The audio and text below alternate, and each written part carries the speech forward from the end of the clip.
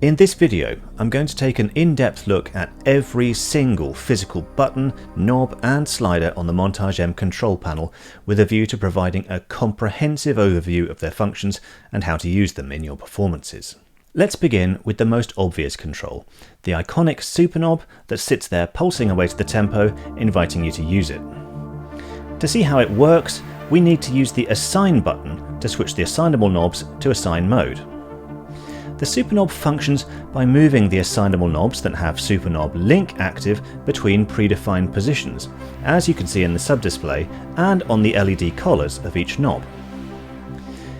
Each of the assignable knobs could be controlling multiple parameters within the performance, so when the super knob adjusts several knobs at the same time, it could be modifying literally dozens of controls. When the assignable knobs are in Assign mode, the buttons above the sub-display control super knob link, meaning that those knobs with an active link will move with the super knob, while those whose link is off will not move and will remain in their current position.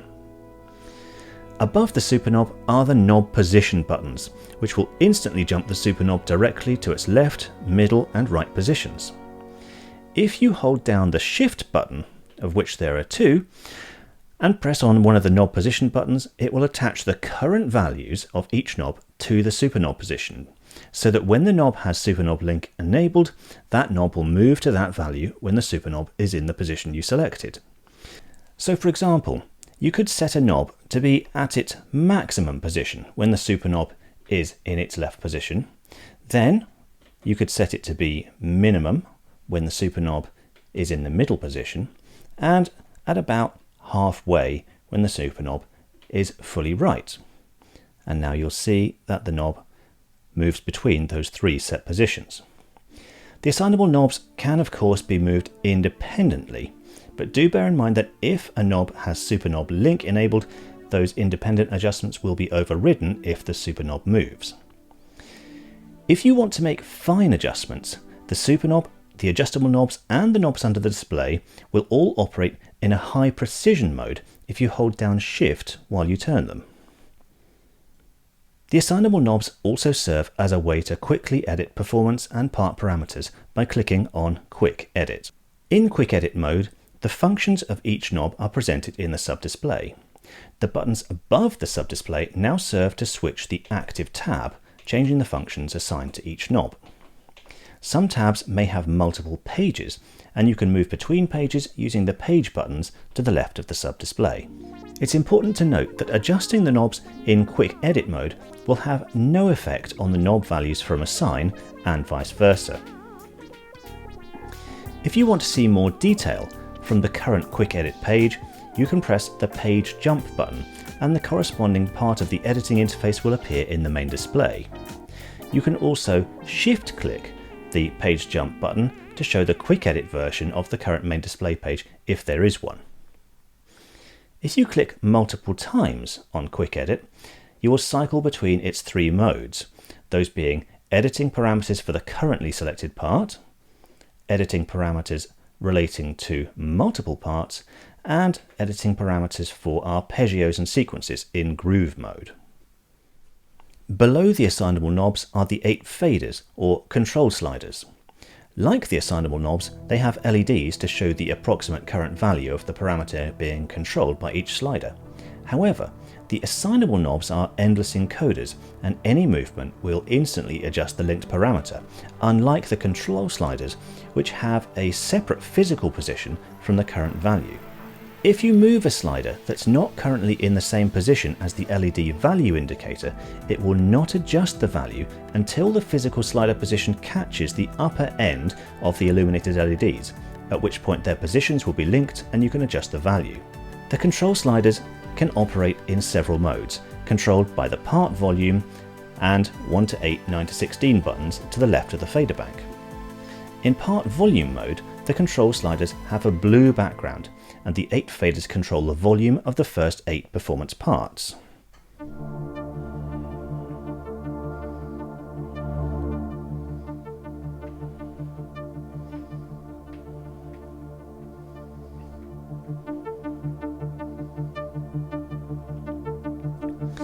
If a performance doesn't use all the parts, the sliders for the empty parts will stay dark. Clicking the part volume button again will switch the fader's mode to control the levels of the individual elements, operators or oscillators of the currently selected part. If no specific parts are selected, they'll operate on the first performance part. To select a part, click one of the part buttons glowing in blue below the control sliders. The selected part will glow more brightly. If your part buttons are not glowing dimly, you may have set your half glow setting to off, in which case any controls I describe as glowing dimly will not glow at all until they're active. You can switch the view mode using one of the knobs under the main display to show part info, which will allow you to see the volume levels for the current part in the case of AWM2 parts. Let's just adjust those element values there, and we can see them moving around on the display. Now let's take a look at an ANX part.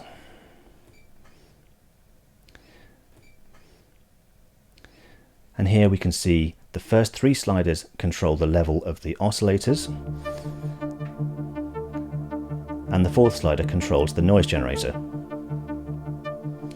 The situation is slightly more complex for FMX parts, where carriers and modulators are shown differently on the control slider LEDs.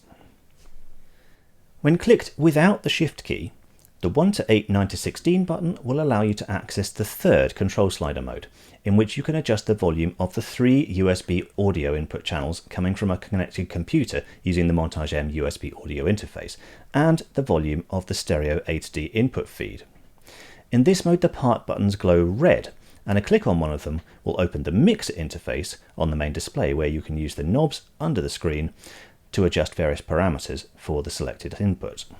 The final mode for the control sliders is reserved for tone wheel organ parts, where the faders reverse their direction and act as drawbars. Once again, you'll have to use the catch behavior of the sliders to grab hold of their current value.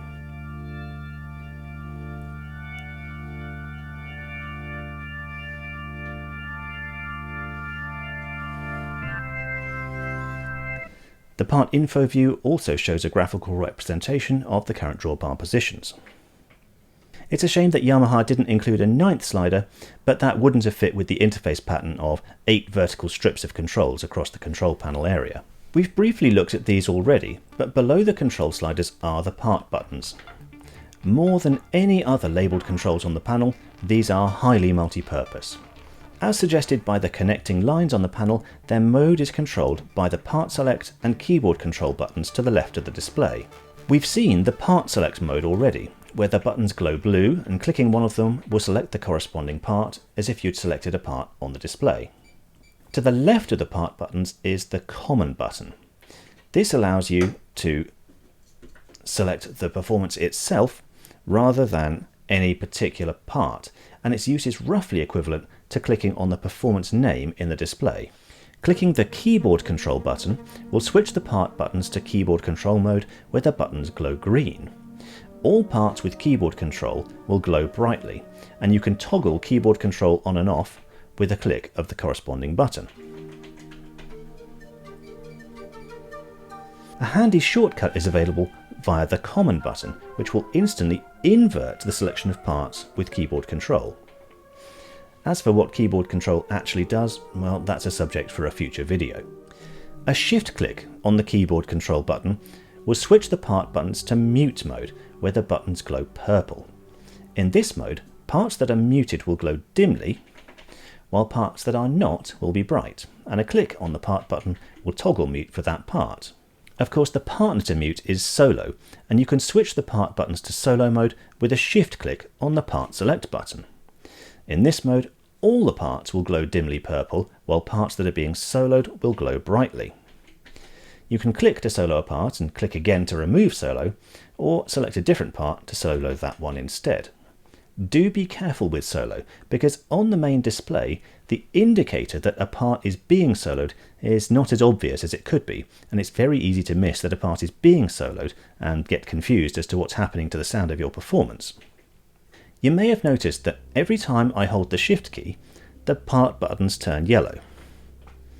That's because there's one final set of functions for the part buttons.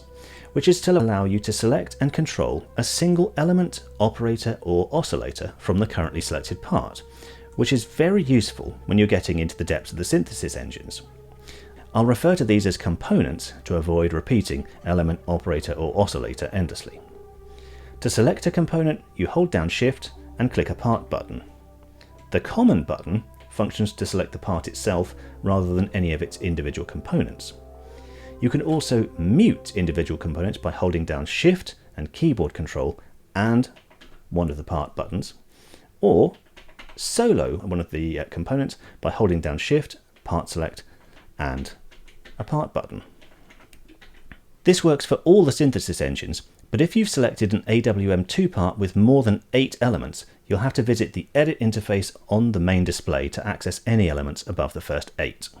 As we've seen, the control sliders in part volume mode and the part buttons normally control parts 1 to 8, but they can also control parts 9 to 16 if you hold down either of the Shift buttons and press the 1 to 8, 9 to 16 button, at which point the LEDs next to that button will stay lit.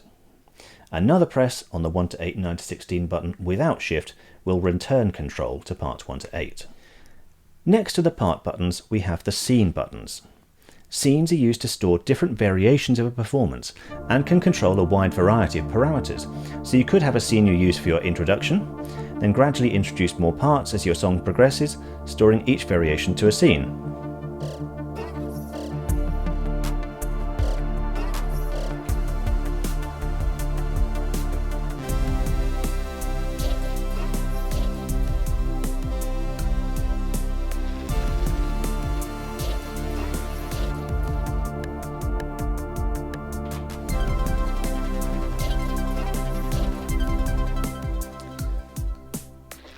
There are 8 scene buttons available, and any that have a stored variation will glow blue.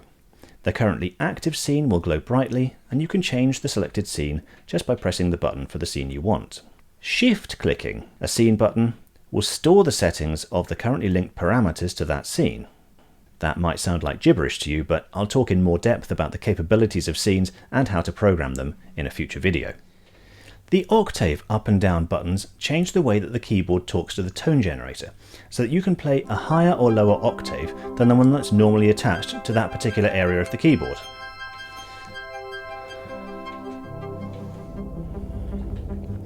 This function is less useful for M8X owners with the full 88 key range than owners of M6 and M7 with 61 and 76 keys, but it's still good to have it available. You can shift by 3 octaves in either direction with multiple clicks on the buttons. If you want to cancel the octave shift, press both buttons at the same time to set the shift to 0. Holding down the Shift key while pressing these buttons will change their function to transpose in semitones rather than octaves. But beware that there's no indicator on the screen to warn you when the keyboard is transposed. Hold down Shift and both buttons to cancel the transposition. It's important to note that the octave shift and transpose controls don't adjust the way the tone generator responds to incoming notes from other sources. For example, if you use them to transpose C up to D flat on the keyboard, and as C comes in over MIDI, it will play a C, not a D flat. If you want to adjust the tone generator itself, you need to edit the performance and use Note Shift. Let's look to the left of the control panel. At the top we have the Master Volume knob, which controls the volume of the main analog outputs on the back of the synth. It does not affect the volume of the assignable output or the USB audio output level. Below this we have the switch and gain knob for the A to D input. When the button's not lit, the Montage M will not receive any audio from the A to D input, although the signal peak LED will still register the incoming level, which is useful as it allows you to adjust the gain level to avoid peaking before you actually enable the audio. A shift click on the A to D input button will take you to the input mixing interface. Moving down, we have the master arpeggio and motion sequence buttons, which control whether or not arpeggios and motion sequences respectively can run. If an arpeggio is already running, turning off the master switches will stop them running instantly, and turning them back on will allow them to run again next time there's keyboard input. A shift click on either of these will take you to the editing interface for each one. Next to the common button is Control Assign. This is used to attach parameters to controls, and I'll cover it in more depth in a future video rather than trying to explain it now. A shift click on Control Assign allows you to inspect any existing assignments. To the left of the keyboard itself, we find the area surrounding the pitch bend and modulation wheels. Without wanting to sound too simplistic, the pitch bend will bend the pitch of any sounds that have been programmed to respond to it, while the mod wheel will usually make important adjustments to the sound of the performance, like increasing vibrato, bringing in a pad, raising the filter cutoff, and things like that. Its function is completely at the discretion of the performance. Below is the ribbon controller, which is not used in all performances, but it can act in a similar fashion to the mod wheel. Performances can control the behaviour of the ribbon so that it can either stay where you move it or ping back to a designated rest position when you release it. If the ribbon is set to reset, you can use the hold button above it to lock it in a particular position. A second click will release it. A shift click on the hold button will take you to the ribbon settings interface. Moving up, we have the motion sequence trigger button, which is used to trigger a motion sequence that the performance is set to be manually triggered, rather than have it running all the time or on keyboard input. If a performance has such motion sequences, then the button will glow dimly. Above the motion sequence trigger button, we have the assignable buttons, which can be programmed to make adjustments to multiple performance parameters. Assignable buttons will glow dimly if they have a function attached to them, and they'll glow brightly when they're active. Depending on the needs of the performance, these buttons can either latch and stay active when you click them, or they may work in a momentary fashion where they only operate while you actually hold them down. If you shift click on the assignable buttons, you can view the control settings, which define how the buttons and the control sliders behave. Above the wheels, we have the keyboard hold function, which functions rather like a sustain pedal, which can be useful if you want to edit using both hands. You click the button to activate hold, and click again to release it. Finally, in this area, we have the Portamento controls, where you can enable Portamento for the current sound, and then set the Portamento time using the knob.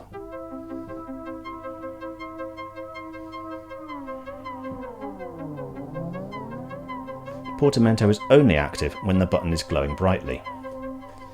A shift click on the Portamento button serves as a shortcut to the performance pitch settings. That brings us to the end of the left side of the control panel, so we can now turn our attention to the right hand side, where things are a lot more straightforward. But before we get there, let's take a brief look at the 6 knobs under the main display. These knobs have no fixed function, and their use depends entirely on what's currently on the screen. If a function is assigned, the LED under the knob will illuminate, while knobs with no function will have no lights. The current functions are displayed at the bottom of the screen above the knob to which they correspond. Sometimes the knobs will simply switch between on and off states, and other times they'll cycle through a list of options. While finally they could be controlling a numeric value for a parameter. As I previously mentioned, holding down one of the shift buttons will cause these knobs to adjust more slowly as you turn them, so you can make precise adjustments to the numeric values. Sitting prominently on the right side of the control panel is the Performance Home button. This button will usually return you instantly to the Performance Home screen with Common selected from wherever you are in the interface. If you're already viewing the Performance Home screen, clicks on the Performance Home button will cycle the view mode. The Shift function for the Performance Home button will show information about the current performance, including its MSB, LSB, and program change number, which can be useful when sending MONTAGE M performance change information via MIDI. I said that the Performance Home button will usually return you to the Performance Home interface, but this illustrates one of the exceptions. If a dialog that requires confirmation is displayed on the screen, including text and number input screens, the Performance Home button is disabled, and you'll need to confirm the dialog either on the touchscreen or using one of the yes, no, enter, exit buttons to get out of the dialog before the Performance Home button can be used. Next to the Performance Home button are the Live Set and Category buttons, which will open the Live Set and Category Search interfaces respectively. As you can see from the lines printed on the panel, these also affect the function of the button grid. When you click the Live Set button, the Live Set interface will open, and the button grid will function to select one of the performances from the current live set.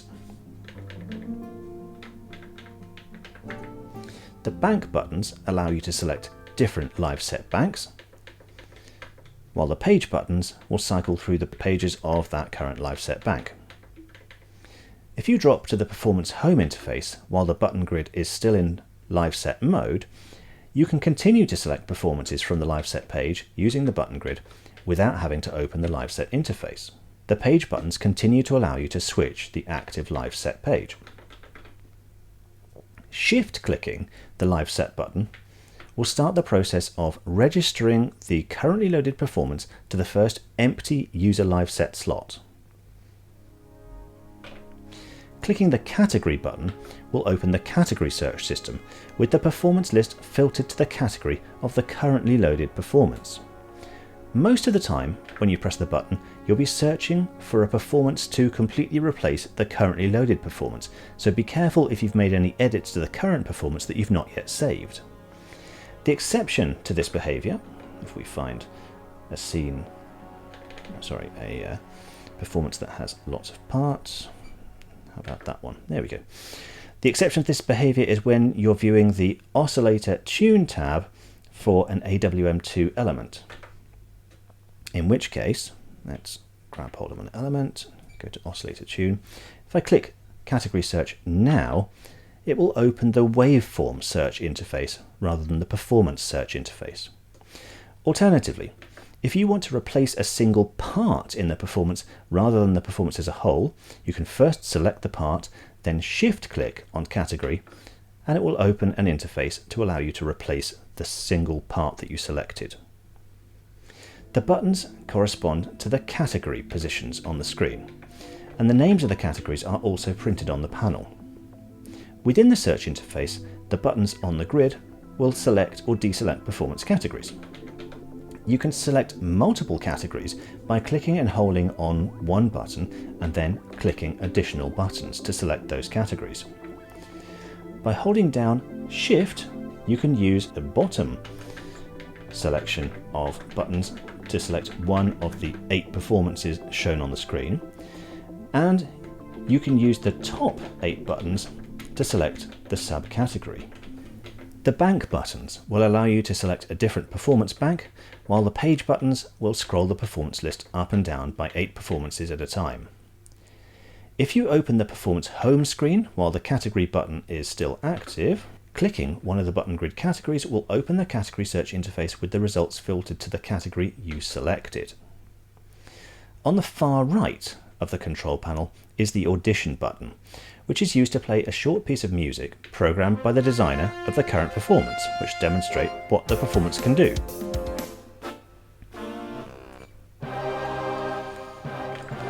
The Audition button works on Performance Home, the Live Set page, and within Category Search.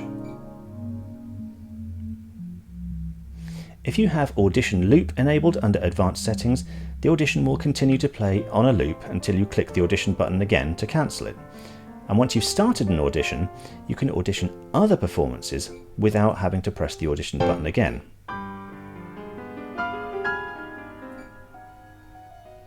With Audition Loop disabled, each audition will play through only once, and you'll need to click the Audition button for each performance you select if you want it to play.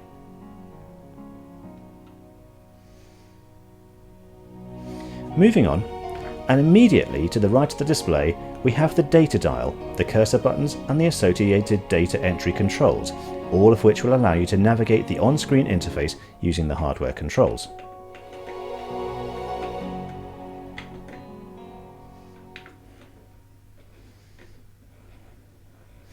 To move focus around the interface, use the cursor buttons that surround the data wheel. Once you've highlighted the parameter you want to control, you can use the data dial to adjust the value.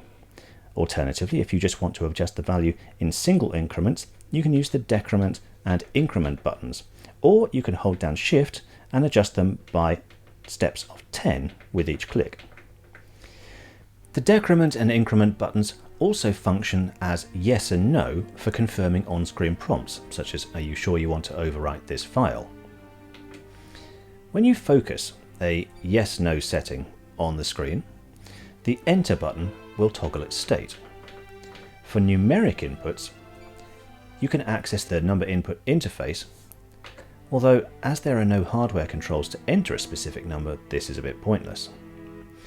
Pressing Enter again will confirm the entered value and return you to the previous page, while Exit will return you without confirming the new value. The Exit button is deceptively useful, as it actually functions more like a back button, dropping you out of whatever interface you were seeing to the one you were previously viewing, with the control that you accessed to enter the current interface still focused.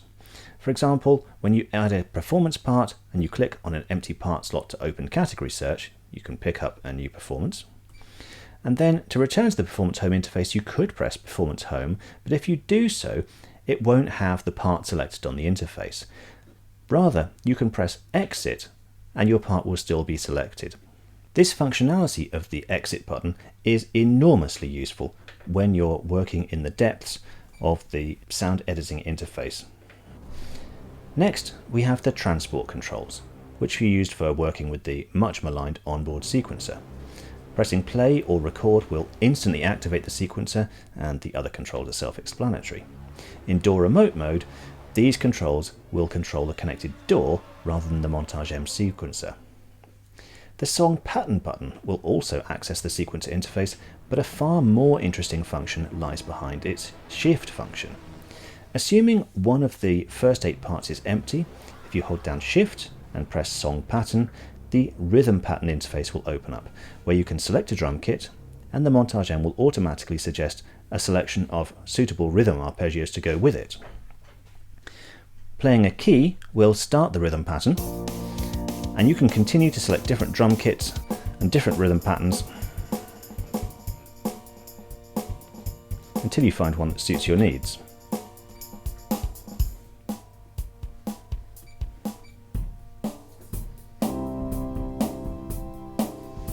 If you want to cancel the rhythm pattern selection, press Cancel on the display. Otherwise, the Exit or Performance Home buttons will confirm the selection and add the rhythm pattern to your performance. Clicking the Tempo Tap button will open the tempo interface so you can make manual adjustments to the tempo of your performance. Alternatively, if you rhythmically tap the Tempo button, it will analyze the tempo of your taps and assign that tempo to the performance. Holding down the Shift button while clicking the Tap Tempo button will lock the control panel so that settings can't be accidentally changed. It will be indicated on the main panel, on the main display, which will not respond to touch at all, along with most of the buttons and sliders, although it's not possible to lock some of the physical controls like the main volume knob. Use Shift Tap Tempo again to unlock the panel. We're in the home stretch now with the final 8 buttons on the control panel. From the top we have Utility, which opens the main system settings, including the data management system for loading and saving files to USB. While we're here, I'll tell you about another function of the button grid. If the display shows an interface with 1 or 2 columns of tabs on the left, you can hold down Shift and press one of the first 8 buttons on the grid to select one of the tabs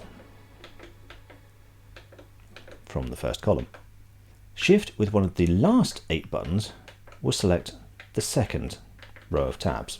When you hold Shift and Utility, MONTAGE M will show the value of any controls currently being managed by the display knobs. Next we have the DAW Remote button, which activates the DAW Remote and switches the function of the transport controls to work with a DAW on your computer rather than the onboard sequencer. Nothing's lighting up here at the moment because I don't have a DAW loaded. The dotted lines connecting the DAW Remote button to the button grid hints that holding down the DAW Remote button will allow you to jump directly to track, plugin and transport mode without accessing the DAW Remote first. Let's do that again. Hold down DAW Remote and we'll jump straight to plugin mode. If you press Utility and DAW Remote together, you can jump straight to the touchscreen calibration interface, which can be useful if the calibration's gone berserk and you can't get to the calibration interface there using the touchscreen itself, although it doesn't actually load the calibration system, which makes this somewhat pointless. The navigation button shows a structural overview of the currently selected part, or the performance if common is selected. From here, you can jump directly to the editing interface for any of the various blocks that make up the sound using the touchscreen. A shift click on the navigation button will take you to the FX overview for the currently selected part, and you can use the part buttons to switch the part that is being overviewed, or use common. When working with a DAW, you may often want to reconfigure the way your MONTAGE M sends MIDI and audio. The Quick Setup button brings up the interface to select one of the 4 custom Quick Setup templates, whose functions you can edit if you want to. Once you've learned what the various Quick Setup functions do, you can actually hold down Quick Setup and load one of those templates with one of the 4 buttons that are lighting up on the button grid without visiting the Quick Setup interface. Shift clicking on Quick Setup opens the FX bypass screen, where you can quickly toggle the FX, System FX, Master FX and Master EQ. The Edit button will open the editing interface either for the performance itself or the part if one is selected. Once you're in the editing interface and you've made some changes, let's do some changes here. You can now press the Edit button again and the interface will shift into Compare mode, where you can go backwards and forwards between the original version and your edited version with every click on the Edit button.